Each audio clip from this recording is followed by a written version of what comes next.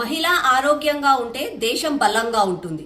నరేంద్ర మోదీ గారి నాయకత్వంలో కేంద్ర ప్రభుత్వం మహిళలందరూ ఆరోగ్యంగా ఉండాలి అని చెప్పి ఉచితంగా హెచ్పివి వ్యాక్సిన్ ని సప్లై చేస్తున్నారు.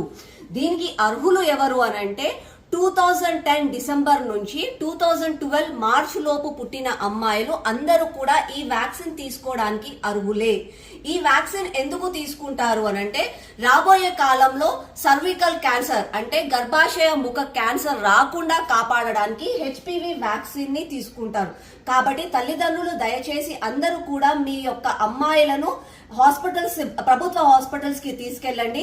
అక్కడ ఈ వ్యాక్సిన్ ని ఉచితంగా ఇస్తున్నారు. మన ఏరియాలో వచ్చేసి వనస్థలిపురం ఏరియా హాస్పిటళ్లలో ఉదయం 9 గంటల నుంచి మధ్యాహ్నం 2 గంటల వరకు మీ అమ్మాయిలకి వాళ్ళ ఆధార్ కార్డ్ తో పాటు వాళ్ళని తీసుకొని వెళ్లి వాళ్ళకి ఆ వ్యాక్సిన్ ని ఉచితంగా ఇచ్చి ఆరోగ్యవంతమైన వాళ్ళ కుటుంబాన్ని అలాగే ఆరోగ్యవంతమైన బలమైన దేశాన్ని మనము